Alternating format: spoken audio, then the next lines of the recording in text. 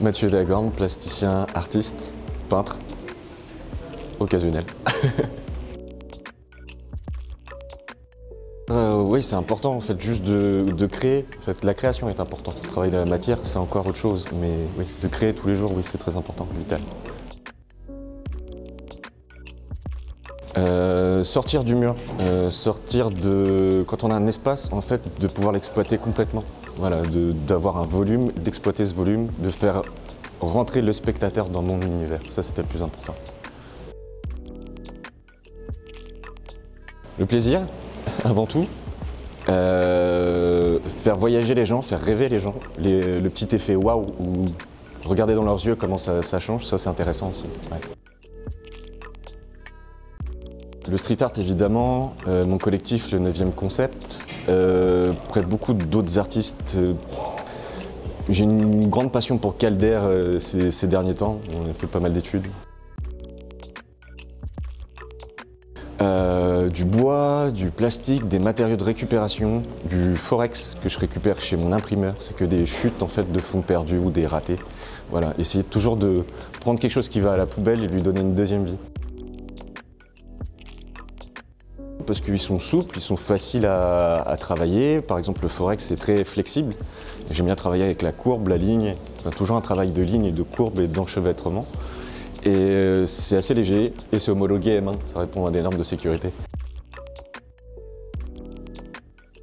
Oui, pourquoi pas. Moi j'appelle ça plus des installations que des sculptures. Mais ouais, pourquoi pas. Ouais.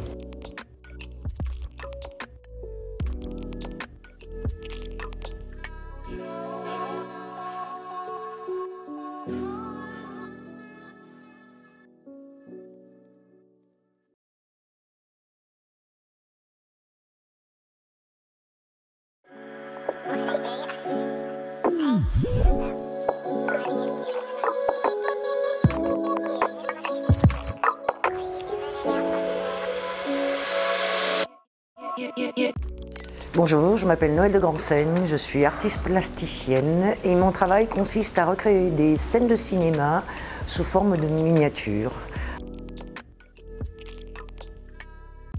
Le travail de la matière, je travaille exclusivement avec du recyclage, c'est-à-dire que tout devient un objet, un meuble, une toile. Je travaille des bouchons de dentifrice, des rouleaux de film plastique que je détourne pour en faire des objets qui vont rentrer dans mes miniatures. Alors la sculpture, disons que ce n'est pas le départ de mon travail, qui est plus une ambiance scénographique, mais vu l'intervention de certains personnages, ça m'a poussé effectivement à sculpter des personnages en terre. Mais disons que ce n'est pas le but primordial de mon travail, qui reste dans la miniature. C'est transmettre une vision que j'ai du cinéma, une vision de lumière, de travailler toute seule dans mon coin après avoir travaillé pendant des années en équipe, dans des longs métrages, et d'essayer de faire partager une vision que j'ai du cinéma. Mes sources d'inspiration, c'est le cinéma, c'est la lumière, c'est les directeurs photos. Je travaille sur des ambiances, je travaille sur des flashs de lumière. Je suis très influencée par les frères Cohen, Jarmusch, David Lynch.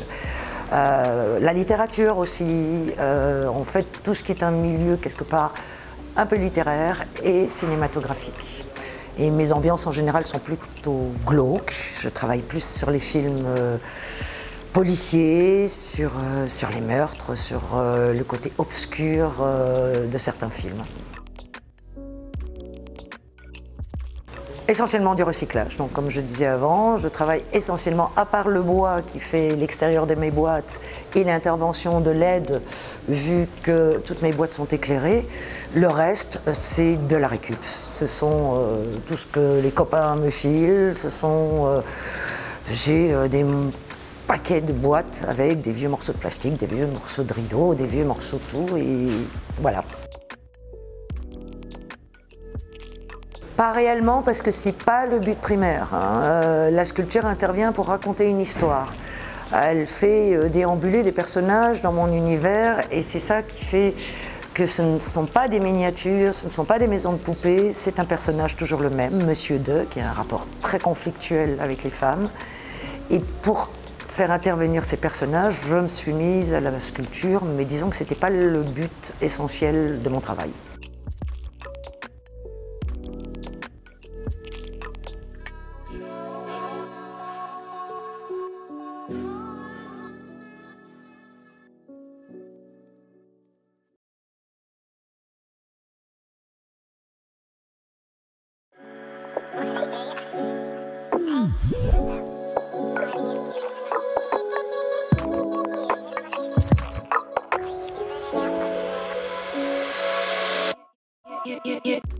Je m'appelle Jean-François Aubert, je suis plasticien, c'est ce qu'on appelle transformateur de matière.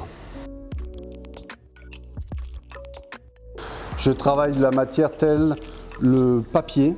Le papier, c'est un papier qui est fabriqué avec le bois de la forêt des Landes, les pins. Donc cette matière brute que je récupère en tant que papier craft, je la retransforme en bois. C'est-à-dire que avec des outils tels des fours, des chalumeaux, je mets le travail dans une cabine pour le mettre en étuve et ensuite presser pour obtenir des planches, des répliques de planches ou comme un tronc débité. Parce que la sculpture fait partie du domaine de l'art, bien sûr. Je fais beaucoup de peinture, beaucoup de dessins, mais c'est une continuité, c'est une recherche personnelle. La motivation, c'est l'art, tout simplement. Voilà, quand on est piqué, on continue, hein. L'art povera de Penone m'intéresse énormément. Krachberg qui travaille au Brésil, qui récupère des bois brûlés. Ce sont des hommes qui m'intéressent beaucoup, oui. C'est toujours le papier redevenu en bois, retransformé en bois. Oui, bien sûr, ce sont des sculptures murales, parce qu'elles sont visibles dans tous les sens.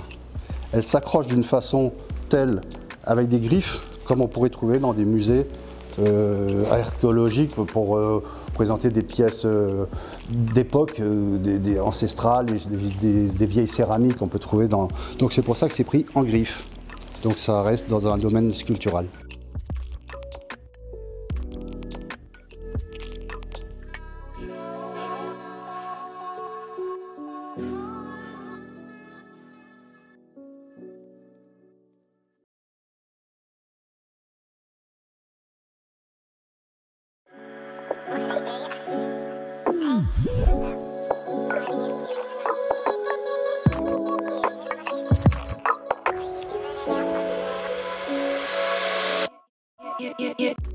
Jean-François Coadou. Et moi j'ai toujours dessiné, peint, et puis j'avais toujours cette nécessité de passer à la sculpture. Donc adolescent, j'ai tapé sur du bois, j'ai tapé sur des cailloux avec les tournevis de mon père. J'ai essayé de faire des choses comme ça. Il y a des choses qui ne peuvent être dites que par la sculpture.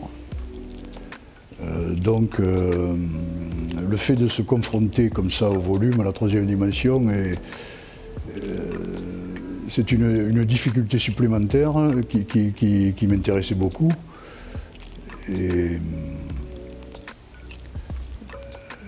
donc je suis passé à la sculpture, pas naturellement, parce que ce n'est pas une chose naturelle, mais enfin progressivement, je suis passé au volume. Les sculptures que je présente aujourd'hui sont toutes des palindromes. Pourquoi des palindromes? Parce que le palindrome, c'est un mot ou une phrase qui se lit dans les deux sens. Et donc, si vous voulez, il est fermé. On n'en sort pas. On ne peut rajouter ni une virgule, ni changer une lettre, ça détruit le palindrome. Donc moi, je pense que c'est l'exacte métaphore de l'autisme, c'est-à-dire que c'est un monde clos, qui peut être très riche, qui peut être très savant, mais qui est clos, dont on ne sort pas. Et donc le palindrome est l'illustration de cette problématique. Alors, j'ai fait au départ des palindromes que j'appelle à fond plat.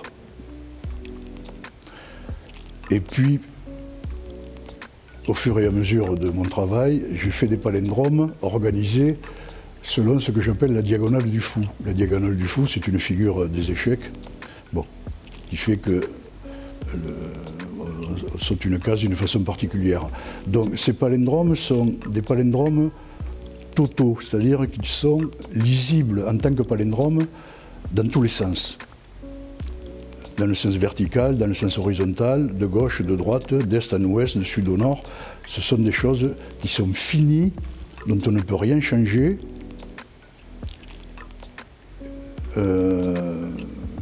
Ni d'un côté ni de l'autre, ni d'une face ni de l'autre. Voilà.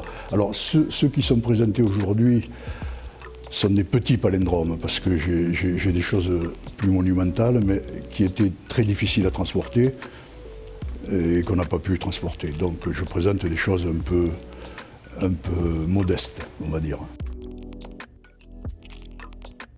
Mes sources d'inspiration, c'est le monde de l'enfermement psychiatrique, le monde de la folie. Alors, c'est vrai que je n'ai pas d'entrée fait du métal.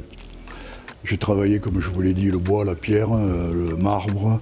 Je continue d'ailleurs, mais comme ça, pour m'amuser. Je travaillais la résine, je travaillais le carton, je travaillais le plâtre, enfin bon. Et le métal, quand j'ai rencontré le métal, au départ c'était des pièces de carrosserie que j'assemblais. Quand j'ai rencontré le métal, si vous voulez, j'ai trouvé mon matériau. C'est-à-dire que moi, je suis issu d'un monde industriel et je ne comprends pas comment je ne l'avais pas perçu avant. J'étais environné de métal, d'usines, etc., etc. Donc le métal vraiment faisait partie de mon paysage d'enfance et d'adolescence. Donc je me sens à l'aise dans le métal. Ah, je travaille le métal depuis ça fait 40 ans, quoi. Ça fait 40 ans que je travaille.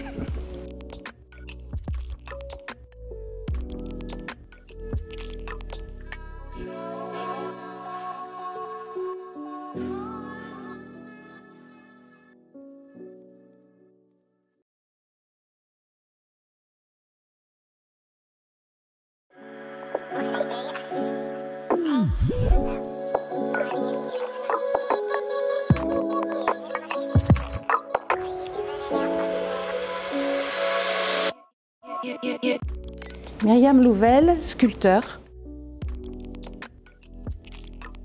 Ah, c'est très important. C'est sûr que j'ai cherché longtemps la matière et quand j'ai trouvé le fil de fer, je ne l'ai plus lâché.